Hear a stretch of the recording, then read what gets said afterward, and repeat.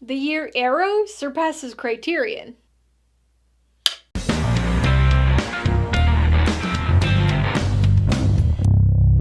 Hey everybody, welcome to Mainely Movies. I released part 1 of this holiday Blu-ray haul last week, and now it's time for part 2. While part 1 had a mix of standard releases, this second part is going to consist exclusively of Criterion Collection and Arrow video movies. With only a few exceptions, I almost always get my Criterions during half-off sales, since they're so much more expensive than regular Blu-rays. My go-to is Barnes & Noble's biannual Criterion sale, and I tend to buy from the November sale more frequently than the April one. As for Arrow Video, they occasionally have sales, and this past year, they just so happened to have a 60% off sale in December. This is actually the smallest Criterion haul I've had in a while, so I ended up splurging a little bit with the Arrow sale to make up for it. With that in mind, I have a lot of movies to include in this second part of the haul. Like with part 1, this is a mix of movies that I got during these end-of-the-year sales, or received for Christmas, and is entirely made up of Blu-rays. The vast majority of these movies are blind buys for me this year. I think there's actually only 2 that I've previously seen. So I'm going to start with the Criterions, since there's fewer of them, and then move on to the Arrows, and I'll be going through these in alphabetical order rather than by spine number.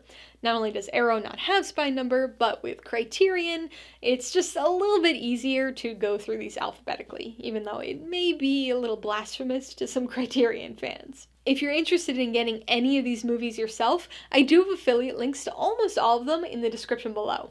I do get a small commission from anything you buy using one of my links, so I'd really appreciate it if you use them if you're in the market for any of these movies. Alright, so let's kick things off with Criterion, and we are looking first at Defending Your Life. So this is directed by Albert Brooks. It is a 1991 film. So this is a fairly new Criterion release. This is spine number 1071. I have not seen this film. I have seen a few of Brooks's other movies, including another one that was in the Criterion Collection that I enjoyed. And this one sounds like it has a fun premise. We've got kind of a fantasy movie about the afterlife and people having to sort of defend themselves in court in the afterlife to try to prove that they were a good person, right? That they were courageous in their life. And so it sounds like it could be fun. I don't really know. I had never even heard of this movie before Criterion announced it, but I'm curious to check it out. So next up, we've got High Sierra. So this is another newer Criterion Blu-ray release, spine number 1099. But not a new film. This came out in 1941, directed by Raoul Walsh, and is one of the earlier Humphrey Bogart movies, kind of one of the ones that sort of made him the star that he is. So I have not seen this movie, but I've heard about it a lot. It seems like every other Humphrey Bogart movie that I have watched, that I've watched special features on, always mentions this one. So when I saw that Criterion was releasing it, I was curious to check it out. Next up, we've got The Incredible Shrinking Man. Another fairly recent Criterion release, so this is spine number 1100. 1957 movie, sort of this kind of bizarre sci-fi film where sort of atomic age, atomic era sci-fi movie where this guy gets exposed to atomic radiation and then starts to shrink. And so it seems like, I have not seen it, but it seems like it's a sort of slowly progressing thing at first for him. So it's not like, the next day he wakes up and he's 2 inches tall, but he is 2 inches shorter one day, and then the next week he's a little bit shorter, and then a little bit shorter. And so it sounds like it could be kind of interesting. It might be one of those really goofy ones, but the fact that it's in the Criterion Collection, usually the sci-fi movies that they choose to include are good, or at least are ones that I have enjoyed so far. Next up, we've got Oni Baba. So this is a fairly new Blu-ray release within the Criterion Collection, but it's not a new movie in the collection. So this is spine number 226. So it's actually one of the relatively earlier films in the collection, just had never been on Blu-ray before. So this is a 1964 Japanese film, sort of a folk horror movie, or a dark sort of folk tale sort of deal, directed by Kanito Shindo, who also directed Kuroneko, which is another Criterion film. That I enjoyed. This one though sounds really interesting, and actually another YouTuber, Daisuke Beppu, who's like Mr. Criterion. He knows anything and everything Criterion. He's the one to go to. He had recommended this to me, 3 years ago probably, because he thought I would enjoy it, and now I can finally watch it. So I'm really curious to see if that recommendation pans out. And then last for the Criterions is Uncut Gems. So this is a fairly new movie, right? This came out in 2019. And I have seen this movie. I saw this in theaters, and then I had another Blu-ray copy of this. The Criterion is replacing that now because I'm weird. And so this is spy number, kind of hard with the plastic, 1101. So you can see, like, I've got like 4 that are almost in a row here. So like I said, I've seen this film. This is sort of a replacement for my non-Criterion Blu-ray. It's an okay movie. It's not my favorite film. I know some people will disagree. But I'm happy to have it on Criterion, at least, because, again, I don't know, it's Criterion, so of course I have to pick it up. This is just the standard Blu-ray, though Criterion has recently just started releasing 4K films, finally, and Uncut Gems was one of the first ones that they put out a 4K version of as well, but I don't need this movie in 4K, and so I just went with the standard Blu-ray release. So that's the Criterions, but now we can get into the Arrow videos. And Arrow video, I've always kind of considered similar to Criterion, except it's almost like the Criterion collection for weird horror movies and kind of B movies and giallo films and things like that. And so, again, most of these are blind buys. There's one towards the end that I've seen before. Just like I'd seen Uncut Gems, that was the only Criterion. There's one that I've seen here. But other than that, the rest of these are blind buys. But I tend to have better luck with Arrow blind buys than Criterion ones. So hopefully that holds true. So first up, we've got A Ghostweights. So this is a fairly new film. Came out in 2020. And it appears to be sort of this romantic horror comedy where basically there's like a guy who's like a contractor or a handyman who's working on a house, and he encounters a ghost or sort of a spirit that's been tasked with haunting this house.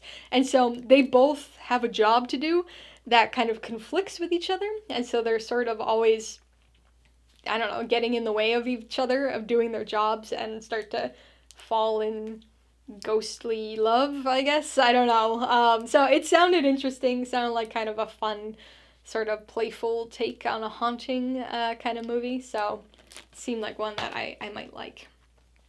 Next up, we've got Alice, Sweet Alice. And so this movie is one that I actually almost bought 2 or 3 years ago, but ended up not buying it for whatever reason. But this is 1976, and this is a movie where, you know, there's these killings that are happening, and it's sort of a serial killer slasher kind of deal, except the suspect is like a 12-year-old girl, and so people are unwilling to believe that she might be the killer, and I haven't seen the movie, so I don't know if she actually is the killer or not, and I will find out when I do end up watching that one. Next up, we've got Audition. So this is a 1999 Japanese horror thriller kind of movie. This is one that I had heard of. I heard that it's really good. I don't really know much else about it other than that this woman is auditioned for some part, and then she's like not who she appears to be, and that this is kind of a slow burn sort of movie, but that it's really dark, really disturbing, and she kind of becomes a different type of character later on. So it sounds like one that I would like, but I don't know too much about it. Next up is Basket Case. So this is another one that was a film I almost bought previously, but decided to get something else instead. This is a 1982 sort of weird horror movie. This is directed by Frank Henenlotter, who I actually have a second movie a little bit later on in here, directed by him. But basically with this one, we've got a guy who had a conjoined twin, and they were separated, and so now he carries his, like, deformed conjoined twin around in a basket with him, and they're, like, seeking revenge on the doctor who separated them, or some weird thing like that. Sounds ridiculous, but sounds like kind of the goofy revenge horror movie that I might get a kick out of, so curious about that one. Next up, we've got The Black Cat. So this is a Lucio Fulci movie. He's probably best known for Zombie, which was kind of a defining Italian zombie movie. But he also directed a giallo film that I like, Don't Torture a Duckling. But this one is based on an Edgar Allan Poe story of the same name. At least I believe it's the same name. And it kind of is like a horror. It's not quite a giallo, but from what I've heard about it, again, I haven't seen it, but it's kind of got some giallo elements, like the murder mystery thing, and like kind of these non-police characters trying to figure out what's going on. Basically, there's like this missing couple, and there's an investigation, but it's supposed to be more horror than giallo. So, sounds like one I would probably enjoy. Next up, we've got Blood Rage. So, as you could probably tell from the cover here, this is going to be a slasher movie. 1987, and we've got another twin movie, and not even the last twin movie, right? We had Basket Case, we got this one, there's another twin movie later on. I don't know. Twin horror, I guess, appeals to me. But this is sort of a rivalry, revenge sort of deal. And it seems like it could be a lot of fun, an interesting premise for a slasher film with a twin going after his twin for revenge. I don't know. So these Arrow ones are kind of, again, probably schlocky, but I'm interested. Next up, we've got The Bloodstained Butterfly. So this one is a giallo film, an Italian giallo film, but not the last one. There are a few more in this Arrow video segment here. And so I don't really know too much about it, other than it sounded interesting, sounds like a good one, has quite the name, right? The Bloodstained Butterfly. And like pretty much every giallo film, right, there's like kind of this murder mystery investigation kind of deal. I like those kinds of films, so I'm curious to check out and add another giallo to my collection. Next up, continuing the blood trend here, right, we had like 3 or 4 that were blood something. We've got Bloody Birthday. And so this one, again, keeping with the blood theme, we've got 1981. So this is like a weird kind of goofy sci-fi, maybe not goofy, but a weird sounding sci-fi horror movie where basically there were a bunch of kids who were born on the night of like a lunar eclipse or a total eclipse or something. And so that's messed with their like brain chemistry or their emotions in some way. And so 10 years later, they become these like homicidal maniacs. And we've got these little kids going around killing people. And it's this sci-fi horror slasher that, again, who knows what this is going to actually end up being like, but sounded like a kind of interesting premise. Next up, we have got Brain Damage. So this is one that I have heard of before. I have never seen it. But 1988, this is, I mentioned Frank Henenlotter earlier.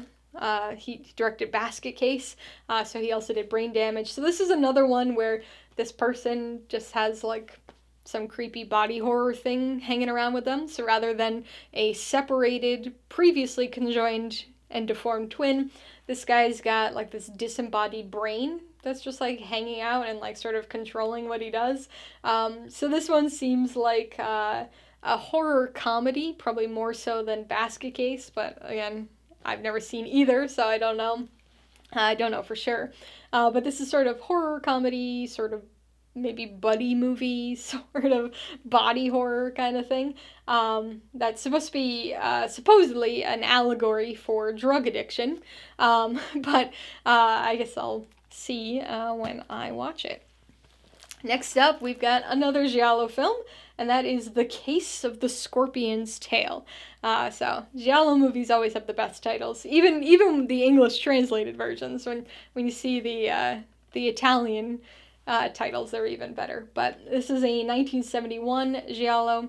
And this one seems to be, again, a murder mystery with an investigation, as per usual with this genre. But this one's like a life insurance kind of mystery thriller.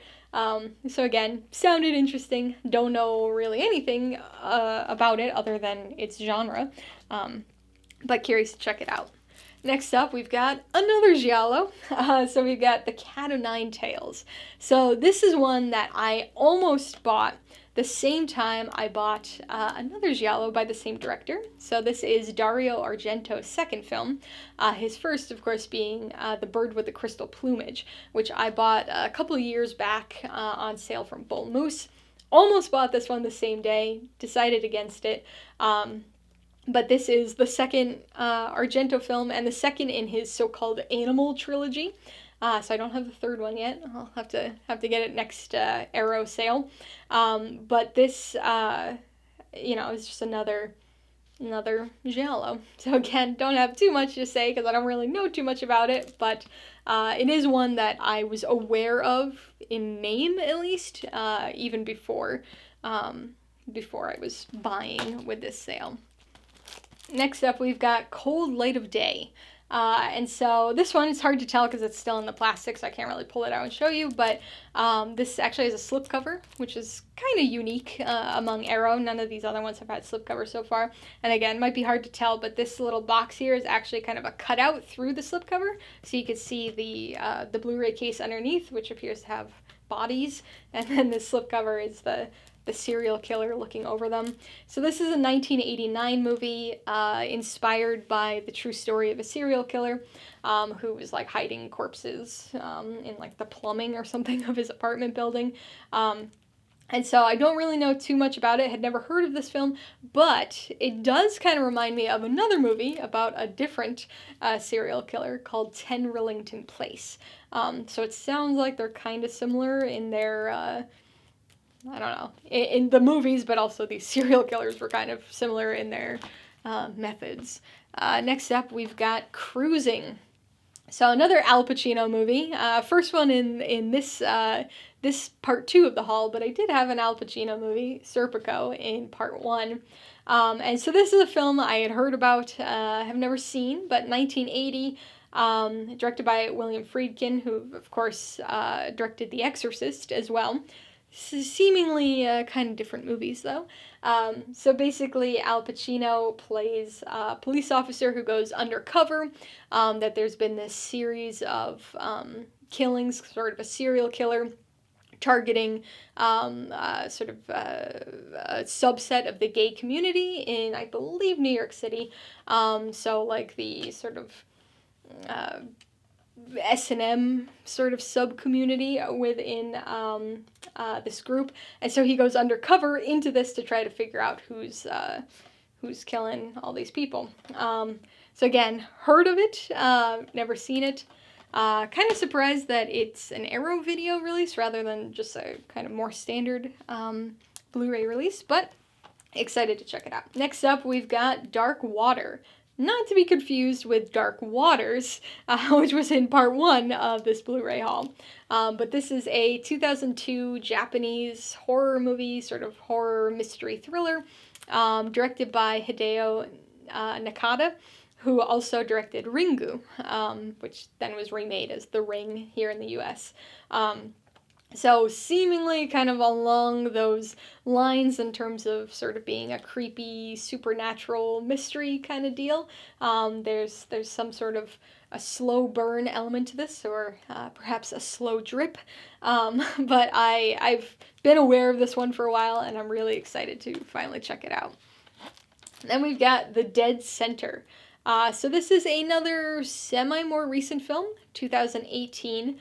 And basically this one, I don't know too much about it, but it sounds interesting. Basically, we have like a John Doe who shows up. He's like this dead guy, but he wakes up in the morgue, and they're trying to figure out what's going on with him. And there's some crazy dark thing related to him and his awakening. So again, I know that's really vague because I don't know much about it, and I don't want to know much about it until I actually watch it. Then we've got End Drivein. So this is an Australian kind of sci-fi, dystopian, super highly stylized movie from 1986. And basically in this future world or alternate future, right, drive-ins kind of become sort of these almost concentration camp type places where various undesirables are put. And most people just kind of live in these as they make it into these crazy, like, neon, super 80s communities. But there's our main characters of this film supposedly don't like being in this drive-in. And so they plot to escape, and it sounds like it's going to be kind of a crazy and wild, very 80s, very neon sci-fi film. Next up, we've got Death Walks at Midnight. So, another Giallo movie, 1972. This is part of, I believe, a trilogy. So, another one, the Death Walks trilogy. It's the only one I have, and I haven't seen any of the others. But with this one, this is supposed to have some very iconic imagery. There's supposed to be sort of this fashion model who, I don't know, gets drugged or takes drugs or something, and she has these visions about this killer with this spiky glove or something. And so then that isn't just a vision, right? It becomes a reality, and people are getting killed by this spiked glove. So another Giallo. Next up, we've got Eaten Alive, which is, I believe, the only creature feature of this haul.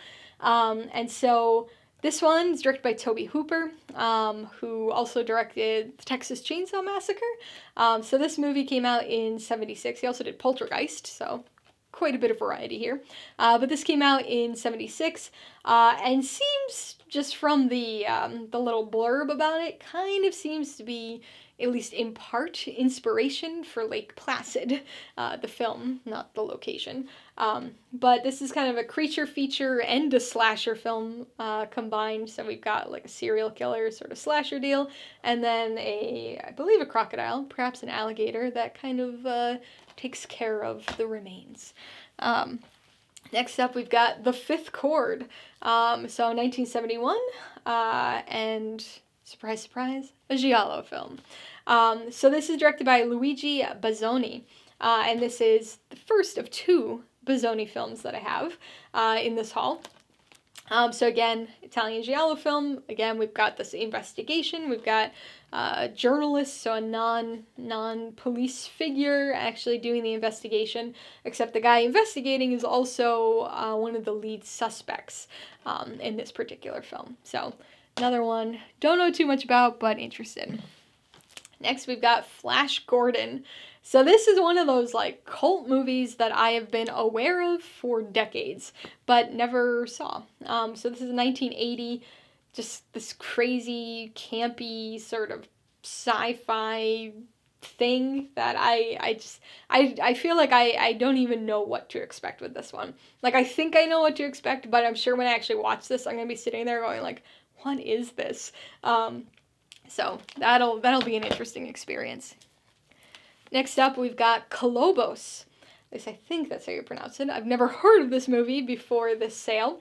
So it could be Colobus or Colobus, I don't know.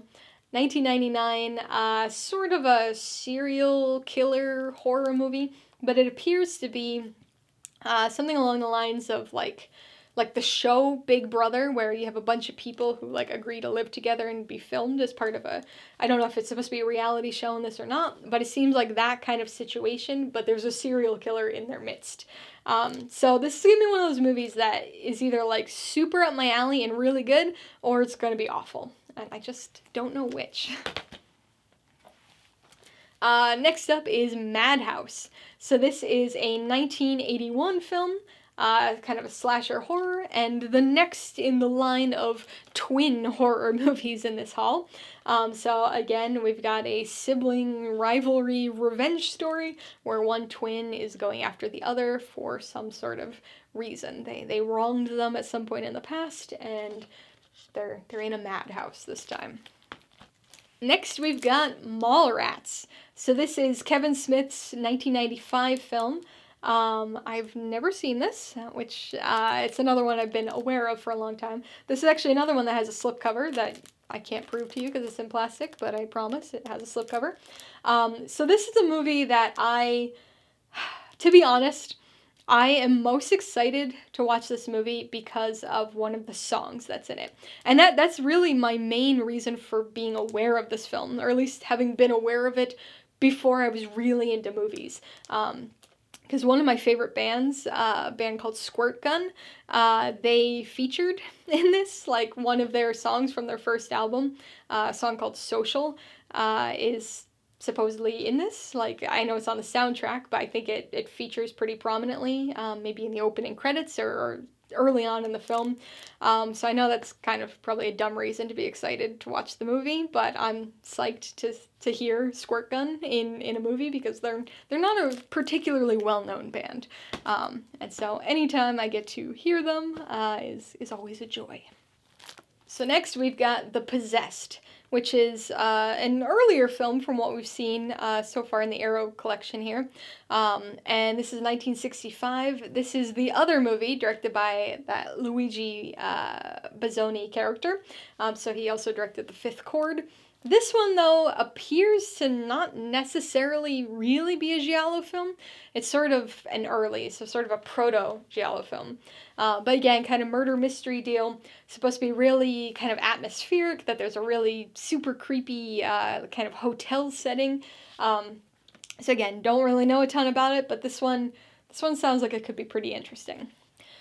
Speaking of interesting sounding, we've got Silent Running. This is a movie I had not heard of at all before the sale, but when I read the little blurb on it, I was definitely kind of intrigued. So this is a 1972 sci-fi film, sort of a future dystopia film. And so my understanding of this, at least, is that the Earth is kind of like a barren wasteland now, and everything that, plants and animals and everything that we rely on, our ecosystem, is contained within these sort of pods on spaceships. And a decision is made to sort of jettison some of these pods, or all of them, or some number of the pods. And the guy who's like been in charge of taking care of these ecosystems for who knows how long decides, like, no, we're not going to destroy these remnants of the Earth. So he kind of tries to save them or prevent it, something with that. But it stars Bruce Dern, so it's always fun to see some of these very well-known actors in their earlier days. So I'm curious about that one. Next up is Slaughterhouse 5. So this is a 1972 film. Haven't seen it, and I haven't read the book, but I was aware of the book. Some people had to read it. I was in honors English in school, and we didn't read it, but I think the non-honors, the standard English, had to read it. We've read other books, but it sounds like an interesting premise. It's one that, depending on what I think of this, I might end up picking up the book, because it sounds kind of interesting. It's sort of this sci-fi, anti-war, time travel, maybe alien, who knows, sort of deal. But sounds kind of intriguing, so I am curious. Next up is The Stuff. So this is a movie I am aware of, and I haven't ever really looked into it much, but I feel like I kind of know what happens in this movie, even though I've never consciously kind of gone out of my way to read about it. But this is a 1985 film. Horror movie, kind of bizarre dessert horror, where basically there's this stuff called The Stuff, that is this new dessert craze, right? It's like, wiping out ice cream as like the top, dessert or whatever, but there's some disturbing side effects to this particular dessert. So again, I haven't seen it. I kind of think I know what happens, but we will see. Next, we've got Suture. So this is a 1993 movie, another sibling film, but this time they're not twins. And it's not a straight-up horror movie. It's not like a slasher like the others. Instead, it kind of seems to be sort of a high-concept paranoid thriller. But it sounds like a really interesting premise, with one brother trying to kind of take out the other brother. But there's like swapping and there's sci-fi stuff going on. So kind of seems almost like along the lines of like the Manchurian Candidate and stuff, but maybe not a political thriller, just a paranoid thriller. Next up, we've got the one and only film I've actually seen before from this Arrow video portion of the haul, and that's Weird Science. So this is a 1985 sort of sci-fi fantasy teenager movie, directed by John Hughes. So you kind of, it's what type of movie it's gonna be. You know who some of the actors are in this one. This is, I haven't seen it in a long time, I will say. I think I've only seen it once or twice, or once fully and parts of it a couple times over the years, so it's been a long time. But basically, we've got these two teenage boys that are kind of these, like, dorks, right, that like don't have a social life or whatever, and they decide they're like these computer nerd kind of guys, and they decide that they're gonna build a dream woman with their computer, and they do, and somehow it's successful, and then she's kind of this actual person now, and then I don't know, adventures and hilarity and classic Hughesian charm and heart ensue. So, again, I've actually seen this one. Going back to films I've never seen, we've got Zombie for Sale. So this is another fairly new movie, another one with a slipcover that I cannot prove to you, but I swear it's there. So this is from 2019. This is a Korean film, South Korean, obviously. And basically, it's a zombie movie, as you can probably guess. But it's kind of a dark comedy sort of zombie movie. Basically, this zombie gets created kind of inadvertently by some company, and this random family comes across him and discovers something. There's some sort of power that he has, or something that occurs with this zombie, which makes him sort of a lucrative item or person or pet. I don't know what they consider him because he's a zombie, but he kind of becomes a source of monetization for them. So it's supposed to be kind of this weird sort of horror comedy, but sounds interesting. I tend to like zombie movies, and this sounds like a unique concept for one. Alright, so that was part 2 of my 2021 holiday Blu-ray haul. Part 1, which was the non-Criterion / Arrow video half of this haul, is already available, so please give that one a watch too to see the other movies and TV shows I got this year. So, did you get any Criterions or Arrow videos for the holidays? Seen any of the movies I got? Let me know your thoughts and all of your pickups in the comments below. Alright, so if you got some enjoyment, insight, or information out of this haul video, I'd appreciate it if you'd hit that like button. And if you haven't done so already, please hit subscribe while you're at it to see more videos like this, as well as movie reviews. Till next time, this has been Alyssa with Mainely Movies. The way life should be.